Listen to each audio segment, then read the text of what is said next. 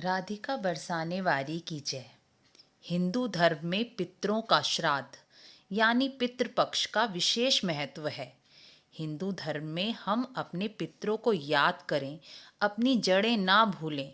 अपने दादा दादी माता पिता को मृत्यु के बाद भी कैसे याद करें, इसके लिए हिंदू धर्म में पितृपक्ष को हमारे ऋषियों ने बनाया होगा। पुराणों के अनुसार साल में पितृपक्ष के दिनों में हमारे पितृ धरती पर आकर हमारे भोजन वस्त्र दान को ग्रहण करते हैं और हमें आशीर्वाद देते हैं। जिन्हें कुंडली में पितृदोष बताया गया है, वह इन दिनों अपने पितरों को प्रसन्न करने के लिए पिंडदान तर्पण और हवन जरूर कराएं। श्राद्ध कर्म सभी के लिए अति आवश्यक है। इससे हमारे पितृ प्रसन्न होते हैं। ब्राह्मणों को भोजन दक्षिणा वस्त्र जूता छाता व आसन देकर अपने मन में पितरों को उसे ग्रहण करने की प्रार्थना करनी चाहिए।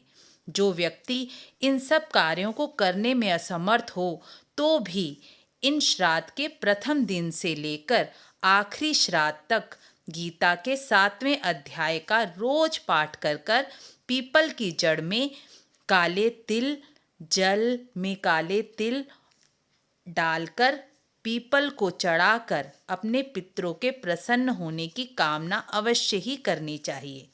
जिन्हें अपने पितरों की श्राद्ध की तिथि मालूम नहीं होती, उन्हें अंतिम अमावस्या के श्राद्ध को, जिसे सर्व पितृ श्राद्ध कहा जाता है, उस दिन ब्राह्मणों को भोजन वस्त्र दक्षिणा देकर तृप्त करना चाहिए। श्राद्ध के दिन भोजन का पहला भाग गाय को और पूजा के बाद अंतिम भाग कुत्ते और कौवे के लिए अवश्य निकालना चाहिए।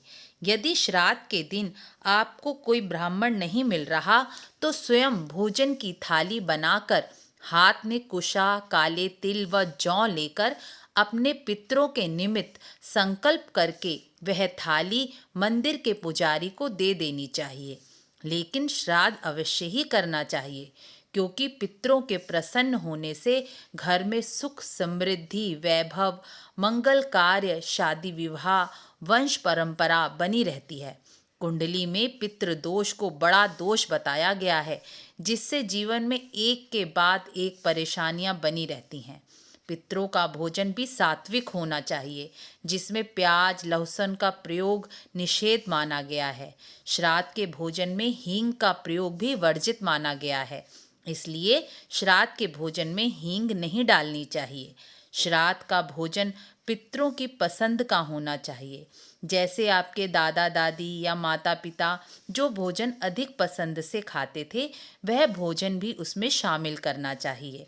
श्राद्ध का भोजन पक्का यानी तला हुआ, जैसे पूड़ी पराठा होना चाहिए।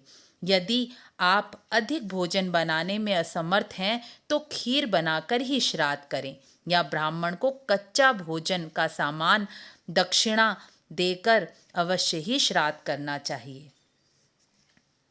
जिस दिन श्राद्ध करें उस दिन हजामत या बाल नहीं कटवाने चाहिए। उस दिन कपड़े भी नहीं धोने चाहिए। शरीर पर साबुन का प्रयोग भी श्राद्ध के दिन नहीं करना चाहिए। श्राद्ध के दिन बालों में तेल का प्रयोग या इत्र का प्रयोग नहीं करना चाहिए। गंगा जल में जल मिलाकर स्नान कर श्राद्ध का पूजन व ब्राह्मणों को भोजन कराना चाहिए। वैसे तो पितृपक्ष में हजामत करना बाल कटवाना शुभ कार्य जैसे सगाई गृह प्रवेश मुंडन संस्कार नई वस्तु खरीदना नहीं चाहिए। यह पितृपक्ष केवल हमें अपने पितरों के निमित्त ही धार्मिक कार्य पूजा दान हवन कर कर उन्हें प्रसन्न करना चाहिए। श्राद्ध में ब्राह्मणों के अलावा जरूरतमंद गरीब लोगों को भी भोजन कराने से पितृ प्रसन्न होते हैं। पितृपक्ष में पीपल बरगद की पूजा व उनका जल सिंचन करना चाहिए। पुराणों में माना गया है पीपल में विष्णु का और बरगद में पितरों का वास होता है, इसलिए इनकी पूजा करने से पितृ प्रसन्न होते हैं। श्राद्ध के दिन गाय को चारा अवश्य खिलाना चाहिए। कुत्ते और कौवे को भी भोजन अवश्य देना चाहिए। श्राद्ध के दिन ब्राह्मणों को जो अपने पितरों के निमित्त वस्त्र, जूता, छाता, आसन, कमंडल या तांबे का लोटा दान देता है, वह अपने पितरों को प्रसन्न करने के सारे उपाय कर लेता है, ऐसा पुराणों में माना गया है। पितृपक्ष में गीता के 18 अध्याय का पाठ करने से या उसको सुनने से भी पितृ तृप्त होकर आशीर्वाद प्रदान करते हैं।